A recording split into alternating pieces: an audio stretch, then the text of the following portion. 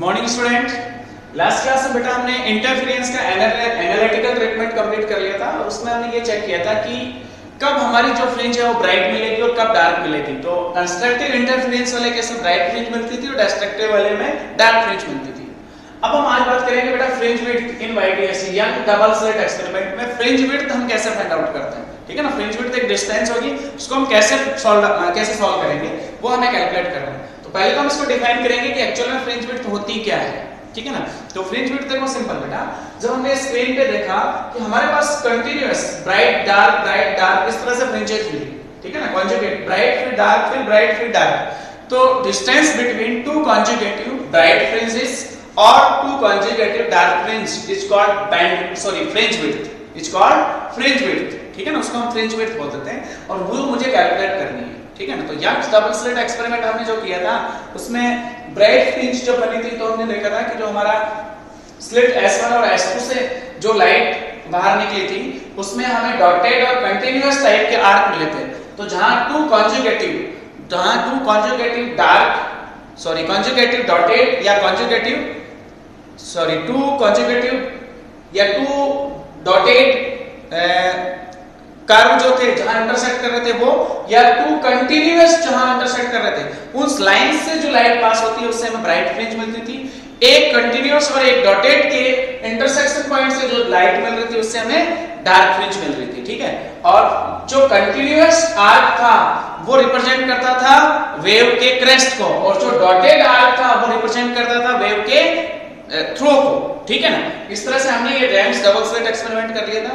अब हम बात करेंगे फ्रिंज विड्थ की। तो the distance between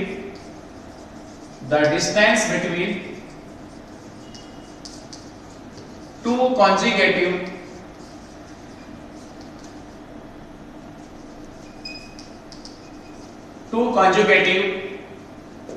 bright fringes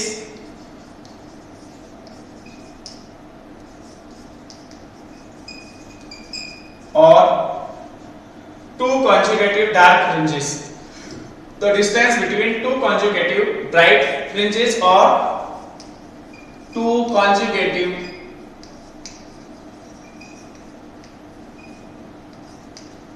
dark fringes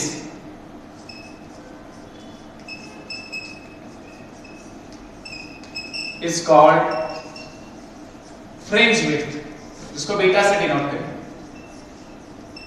fringe width एक तरह की डिस्टेंस है। ठीक है ना, टू कॉन्जुगेटिव ब्राइट फ्रिंजेस और टू कॉन्जुगेटिव डार्क फ्रिंजेस के बीच की जो डिस्टेंस होती है उसे हम बोलते हैं फ्रिंज विड्थ। ठीक है, जैसे देखो अपन कैलकुलेट करते हैं इसका फॉर्मूला। अपने पास यंग्स डबल स्लिट एक्सपेरिमेंट में जो सोर्स था, ठीक है ना, तो जहां पे हमने स्लिट्स की बात करी थी तो दो स्लिट हुआ करते थे अपने पास। डबल स्लिट एक्सपेरिमेंट में दो स्लिट लेते थे अपन, S1 और S2।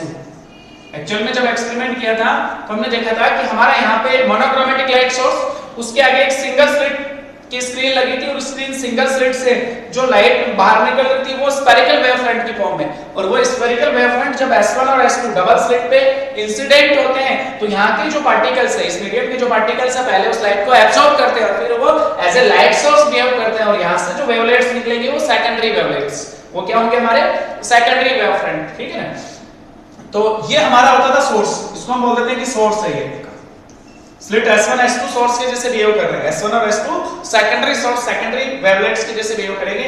तो यहां से जब हम लाइट एमिट करके इधर स्क्रीन पे लाइट जो है वो यहां से एमिट करके जब हम स्क्रीन पे कोई इमेज की बात करेंगे वो भी हम चेक करेंगे। दोनों स्लिट्स के बीच की डिस्टेंस स्मॉल d है। दोनों स्लिट्स के बीच की डिस्टेंस को किससे डिनोट किया है? स्मॉल d से। ये डिस्टेंस स्मॉल होती है, कंडीशन थी YDS की। ठीक है ना, इंटरफेरेंस की कंडीशन थी स्लिट्स के बीच की डिस्टेंस मिनिमम होनी चाहिए। ये जो स्लिट्स है इनकी जो साइज है वो भी स्मॉल होनी चाहिए, स्लिट्स की साइज भी स्मॉल होनी चाहिए, लीनियर सोर्स होने चाहिए, लीनियर होनी चाहिए ये साइज। ठीक है ना, स्फेरिकल नहीं होती, लीनियर होती है। उसके बाद हम यहाँ पे बात करेंगे बेटा स्क्रीन की। सपोज मेरी स्क्रीन यहाँ है, ये स्क्रीन है। स्क्रीन पे मैं इसके सेंटर पॉइंट से बात करूँ, स्क्रीन और सोर्स के बीच की जो डिस्टेंस है वो कैपिटल D से डिनोट करी जाएगी। स्क्रीन और सोर्स के बीच की जो डिस्टेंस है वो कैपिटल D, और कंडीशन भी है कि कैपिटल D जो है स्मॉल d से बहुत बड़ा होना चाहिए। कंडीशन क्या है? पहली condition capital D is greater than small d। Capital D की वैल्यू स्मॉल डी से बड़ी होनी चाहिए, YDSC के लिए कंडीशन थी। दूसरी, इसका जो सेंटर है उसको मैंने O डैश से रिप्रेजेंट किया, ये जो सेंटर है ना वो O डैश, और सेंटर से इसमें नॉर्मल डाला परपेंडिकुलर O, ये आपका सेंटर पॉइंट, स्क्रीन का सेंटर पॉइंट है O। ठीक, मैं बोलूं कि सपोज O से linear distance, linear displacement P पे सपोज आपको ब्राइट और डार्क फ्रिंज मिली, या तो ब्राइट फ्रिंज होगी, ये लीनियर डिस्प्लेसमेंट है आपका, ये लीनियर डिस्प्लेसमेंट है, x से डिनोट किया हमने, ये डिस्टेंस x मान ली, लीनियर डिस्प्लेसमेंट x है, और इस ब्राइट और डार्क फ्रिंज के लिए एंगुलर डिस्प्लेसमेंट हमने मान लिया थीटा है, उसको हम थीटा से रिप्रेजेंट करेंगे, डॉट डॉट लाइन दिखा दो उसको अपन कैसे लाइन दिखाएंगे, डॉटेड लाइन।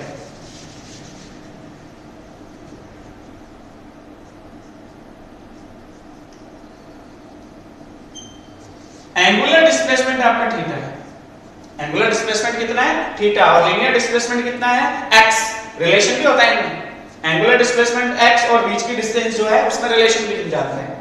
ठीक है, S1 के करस्पॉन्डिंग जो वेव है वो P तक पहुंचने में S1P पाथ ट्रैवल करती है, उसका पाथ क्या होता है, S1P, ऐसे गई, वो पाथ क्या है अपना S1P। ऐसे S2 के करस्पॉन्डिंग जो वेव यहां से निकली उसका पाथ होगा S2P, उसका पाथ क्या होगा, S2P।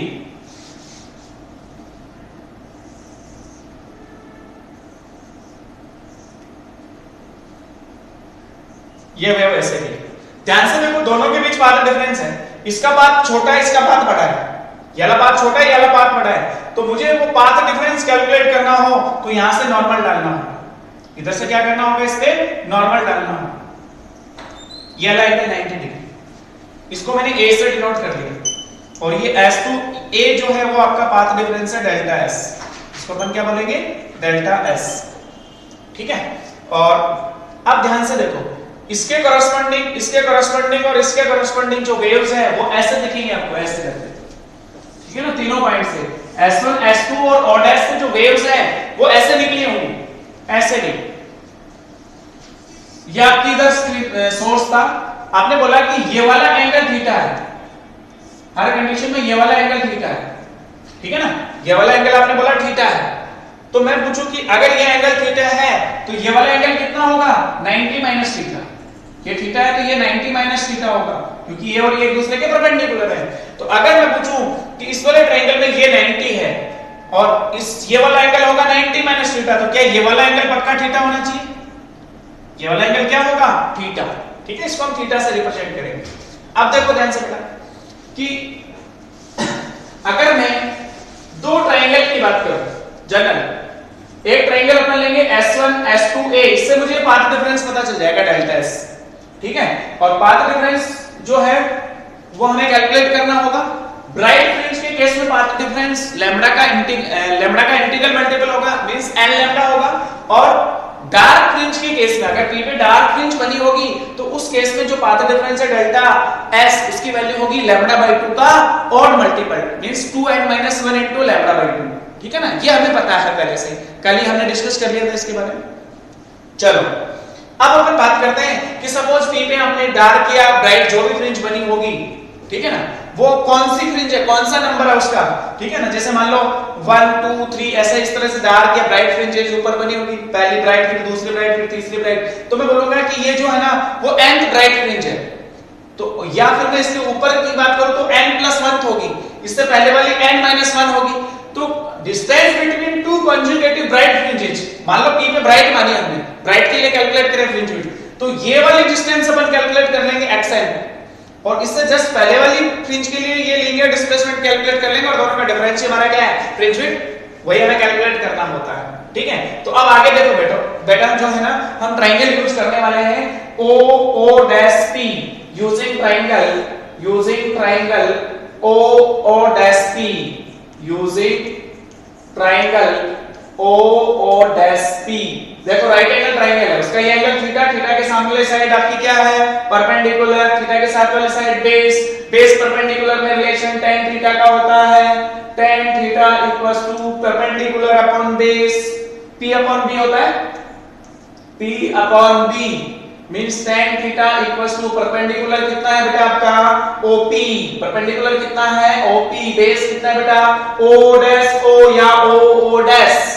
tan theta equals to formula है आपके पास बेटा OP को क्या लिखोगे x, O डैश को क्या लिखोगे capital D। Capital D is the distance between screen and source, जिसकी वैल्यू स्मॉल d से बहुत बड़ी होनी चाहिए, कंडीशन है।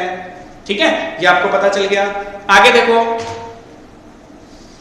थीटा स्मॉल वाले केस में tan थीटा को हम थीटा लिख देंगे, वो बाद में लिख लेंगे। ठीक है, इसको इक्वेशन नंबर आपने फर्स्ट डाल दिया। इसी तरह से आप पाथ डिफरेंस के लिए ट्रायंगल यूज करेंगे S1 S2a using triangle S1 S2a। S1 S2a भी एक राइट एंगल ट्रायंगल है।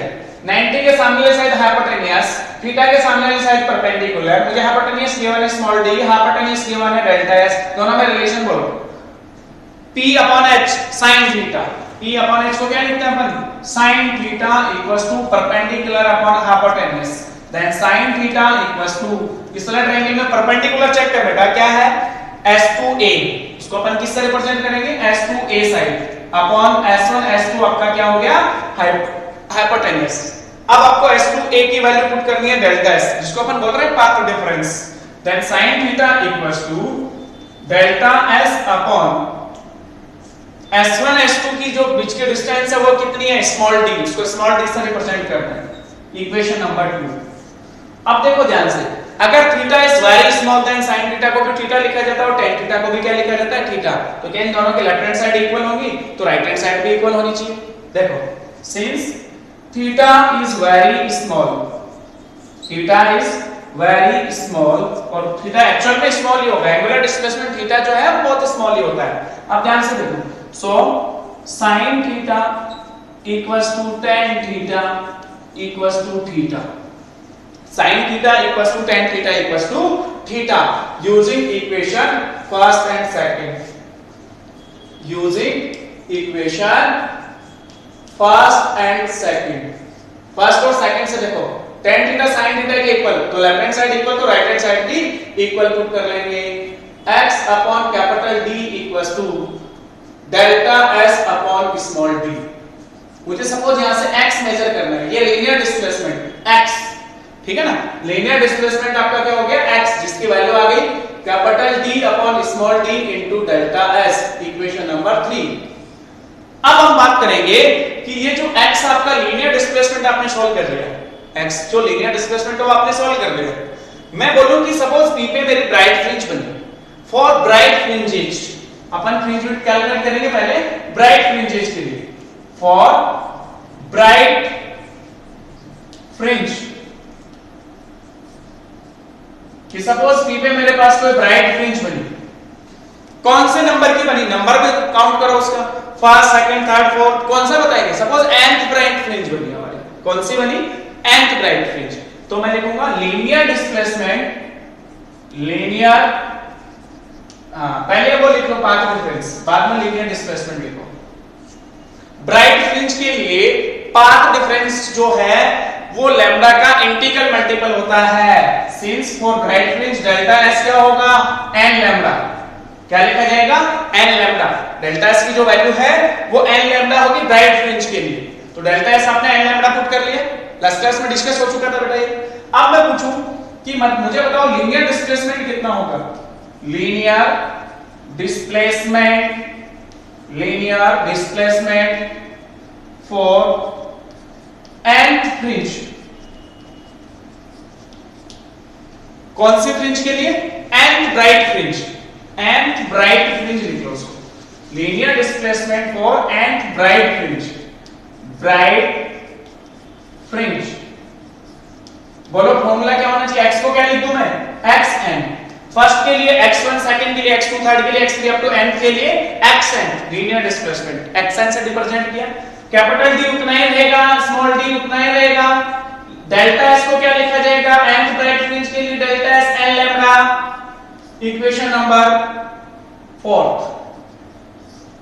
अब ध्यान से देख बेटा, अगर p पे आपने nth ब्राइट फ्रिंज बोली तो क्या इससे जस्ट पहले वाली n-1 होगी, उससे जस्ट ऊपर वाली n+1 होगी, सिंपल है, इससे जस्ट ऊपर वाली n+1, इससे जस्ट नीचे वाली n-1, और उन दोनों के बीच के डिस्टेंस को तो फ्रिंज विड्थ बोलते हैं। तो अब मुझे n-1 के लिए क्या निकालना होगा? Displacement, linear displacement. इसी तरह से अपने को linear displacement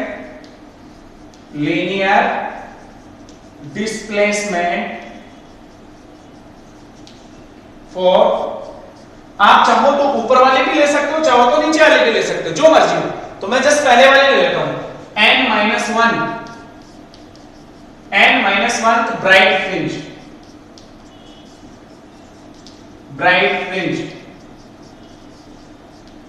n-1 bright fringe, इससे जस्ट पहले वाले। तो उसको क्या लिखेंगे बेटा? xn-1। उसको क्या लिखेंगे? xn-1 equals to capital D upon small d as it is. Delta s को क्या लिखा जाएगा? n की जगह n-1 पुट कर लेंगे। n को क्या पुट कर लेंगे? n-1। तो capital D upon small d n-1 into lambda, equation number 5। और अब फ्रिंज विड्थ कैलकुलेट करनी है। तो फ्रिंज विड्थ का फार्मूला आपको पता ही है, distance between two conjugative bright fringes, ठीक है ना। जैसे मैं इसमें से इसको माइनस कर दूं, ये मेरी n थी, इससे जस्ट पहले वाली n-1 थी, उन दोनों के लीनियर डिस्प्लेसमेंट पता है, तो इसमें से इसको माइनस कर दूंगा तो वो डिस्टेंस आ जाएगी जिसको हम बोलेंगे fringe width. Then fringe width beta equals to xn minus 1, beta equals to xn minus 1। Then beta equals to xn की वैल्यू देखो बेटा, capital D upon small d, capital D but upon small d into n lambda minus, ये तो हो गया xn minus 1 की value ये रही, capital D upon small d n-1 into lambda, common ले लो इसमें से, तो बीटा की वैल्यू आ गई आपके पास, capital D upon small d into lambda common ले लिया, ब्रैकेट में क्या बचा? यहां तो n माइनस, यहां n-1 माइनस n प्लस 1 हो जाएगा, माइनस अंदर मल्टीप्लाई करेंगे, माइनस n प्लस n बेटा 1 मल्टीप्लाई दिस, देन बीटा आ गया आपके पास lambda capital D upon small d, equation number 6। This is the formula for fringe width for two conjugative bright fringes. Beta equals to lambda capital D upon small d. Means fringe width जो है वो lambda के directly proportional. Lambda is the wavelength of incident light. Incident जो light है S1 S2 जो source पे हम light incident कर रहे हैं उसकी wavelength है. Capital D is the distance between screen and source, and small d is the distance between slits. Two slit S1 and S2, ठीक है। तो बीटा की वैल्यू लैम्डा के प्रोपोर्शनल, कैपिटल D के प्रोपोर्शनल, स्मॉल d के inverse के proportional होती है। ये तो हमने कैलकुलेट करी बेटा fringe width for bright fringes. अब मुझे डार्क फ्रिंज के लिए भी कैलकुलेट करनी है कि सपोज P पे डार्क नहीं, ठीक है, तो इससे जस्ट पहले वाली n-1 वाली डार्क फ्रिंज के लिए लीनियर डिस्प्लेसमेंट कैलकुलेट करेंगे और फिर इसी तरह से यही सेम प्रोसेस अप्लाई करेंगे, ठीक है। वो भी हम सॉल्व कर लेते हैं। देखो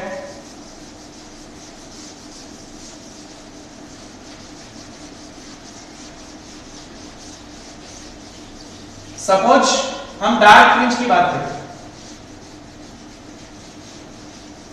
ठीक है। देखो ध्यान से, second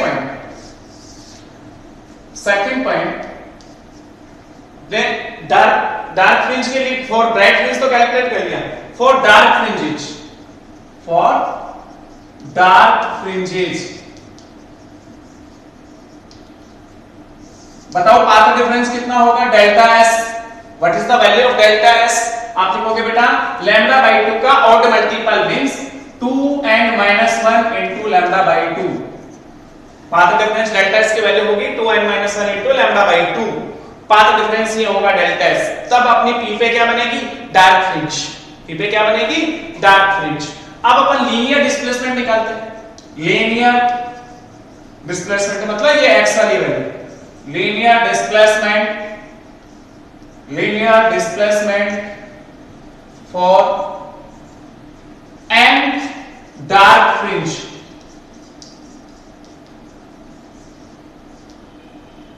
for nth dark fringe बोलो उसको मैं x n डैश से रिप्रेजेंट कर लूं, क्या होगा फॉर्मूला? इसी फॉर्मूला से capital D upon small d और पाथ डिफरेंस डेल्टा S की वैल्यू पुट कर लेंगे 2n-1 into lambda by 2। Equation number next 7, ये तो हमने nth डार्क फ्रिंज के लिए लीनियर डिस्प्लेसमेंट बोला।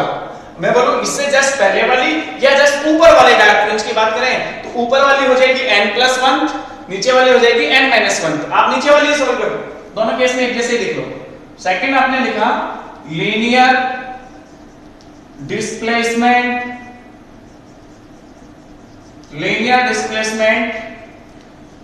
For n-1 dark fringe.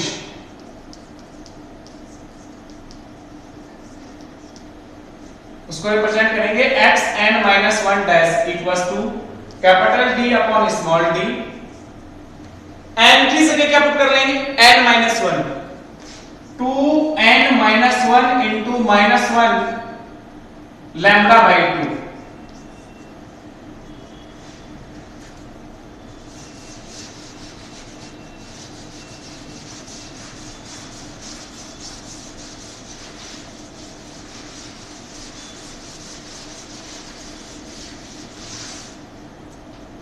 देखो बेटा x dash n-1 capital D upon small d, n की जगह आपने क्या कर लिया इसका n-1 पुट कर लिया, बाकी वैसे के वैसे। और सिंपलीफाई करो इसको, x n-1 dash equals to capital D upon small d, 2 को अंदर मल्टीप्लाई करो 2n-2 into lambda by 2, 2n-2 -1 into lambda by 2।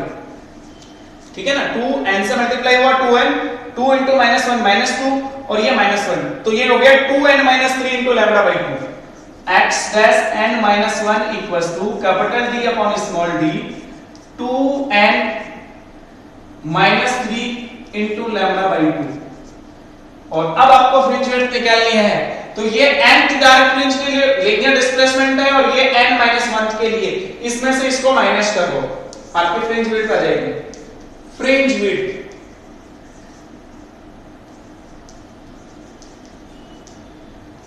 उसको मैं बीटा डैश से डिनोट कर दूं, xn dash minus xn-1 dash, इसमें से इसको माइनस कर लो, वैल्यू पुट कर लो, x dash n beta dash equals to value आ गई बेटा capital D upon small d, 2n-1 into lambda by 2 minus x dash n-1 ये value capital D upon small d, 2n-3 into lambda by 2 into lambda by 2।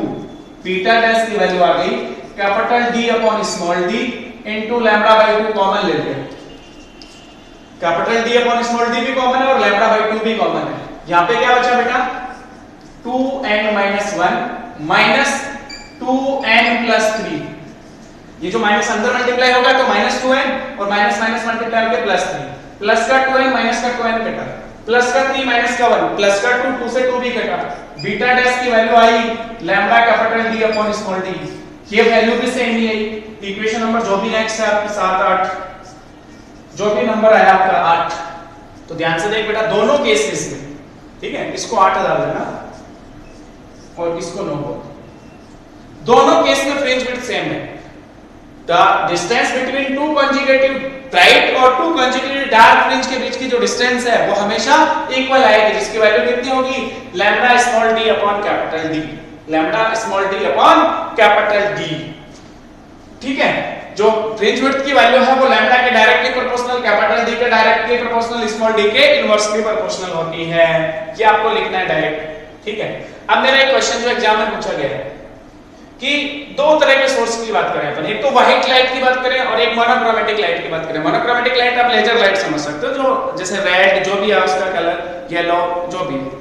तो मेरा question ये है कि white light के इंटरफेरेंस से हमें सेंट्रल फ्रिंज का पता होता है, हम सेंट्रल फ्रिंज का पता आसानी से कर सकते हैं। क्वेश्चन सुनना, due to interference of white light we can calculate central fringe.